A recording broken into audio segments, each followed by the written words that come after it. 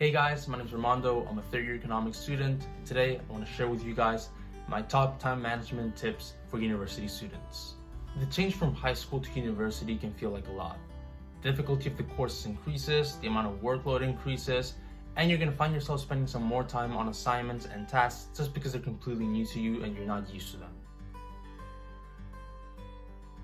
If you want to be able to balance your studying, going out, and whatever other hobbies you have on the sideline, it's important that you learn how to manage your time properly. A lot of times we decide when and how we're going to start doing assignments, tasks, study review, etc. as we go, and that can lead to a bunch of problems. Mainly the fact that if you don't know clearly when you're going to get started with an assignment, then you're just going to be postponing it until the due date. I usually plan out my entire week, or at least have a basic plan of what I'm going to be doing on Saturday afternoon. Here, I'll decide which days I'm going to be studying which things and when I'll be finishing certain assignments. I usually start my weeks on Sundays because Fridays and Saturdays, I'm usually a bit lazy, and I also use that time to hang out with my friends and relax. That way, on Sundays, I can get a head start on the content that we'll be covering during the week. When I plan out my week, I usually use the first couple of days to study the content and to revise some material from last week. For most of my courses, we have to turn in some sort of homework every week, so I make sure that I finish it a couple of days before the deadline. That way I still have a day or two to ask any questions if I have. And then for the remainder of the week, it's just studying, finishing some group assignments, and then procrastinating on Fridays. Because I've got my entire week planned out, I know that when Friday comes, I won't realize that I forgot some important assignment or some little task that's going to annoy me in the future. The previous point was all about making a general plan for your entire week. However, it's important that whenever you start working, you know exactly what you're going to be doing that day. Because otherwise, what will happen is that because you don't know exactly what you're supposed to be doing, you're going to start procrastinating and wasting time and then get nothing done. For example, say that on Monday morning, you're planning to do a study session. Before you start, you should know which units or how many pages you want to cover. This is similar to when you're doing a group assignment and you make an outline before so that everybody knows what to be working on.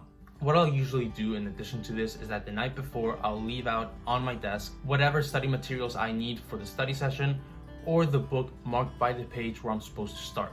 I'm a massive procrastinator, and if I can reduce the amount of time that it takes me to move from one activity to another, then I'm more prone to actually working and not wasting my time.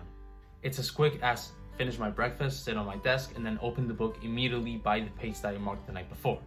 If before you start studying, you already have a plan of what exactly to do, then you'll find that you're going to be more productive, save more time, and have some more free time later on the day.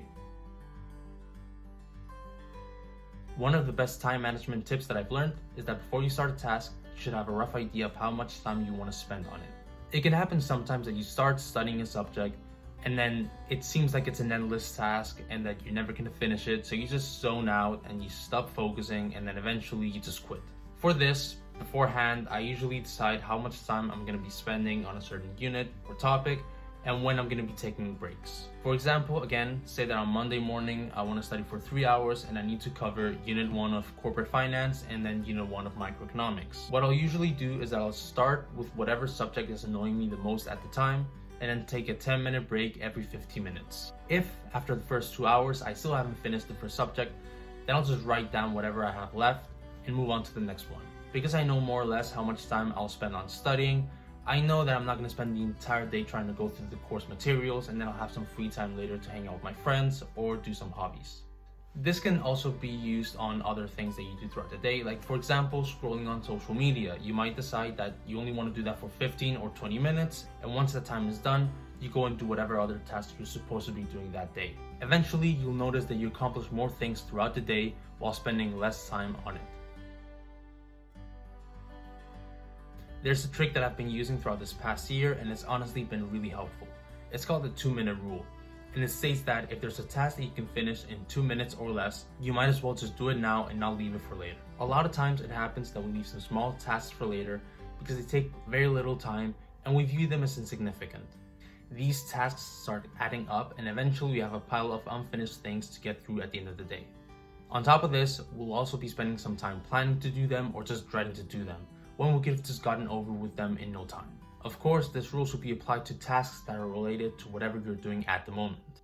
If you're studying for a certain course and then you realize that there's a task that takes 2 minutes or less but it relates to a different course, then it's probably counterproductive to do it at the moment and you just leave it for later. However, if you're just laying on the sofa or just doing some housework and something comes to mind that you can just do right now and get it over with, you might as well just get rid of it and not leave it for later. This is also very helpful when trying to pick up new habits. If you start doing a habit that takes 2 minutes or less, then you're more prone to actually sticking to it and not quitting. This will lead to a bunch of benefits later on down the road. The last and most important tip, especially for university students, is to make sure that you're well rested. When university gets stressful and we don't have enough time, we'll just sacrifice sleep in order to get everything done. But in the long run, this is going to take a huge toll on you. As a one-time thing, you're going to be doing it a lot. When you have finals or a difficult assignment to turn in, you're going to have to sacrifice some of that sleep time to actually finish it. However, if you're going to be sacrificing sleep in order to balance out your studying, social life, and other things that you have on the sidelines, then you're just going to end up completely drained. In my case, whenever I don't get enough sleep, then the next day I struggle a lot to focus on studying or on any mundane tasks that I have to finish throughout the day. I don't have enough energy to do sport, and I'm just in a general bad mood. However, if you make sure that you get some quality rest every single night, you're going to realize that your productivity is going to go up. You're going to have some more free time to spend with your friends or on whatever you enjoy doing. It's important that you take care of yourself in university and that you don't start falling into bad habits that are going to negatively impact you in both the short and the long run. And that's it for the video. Hope that you guys enjoyed it. Hope that you learned something from it, and peace.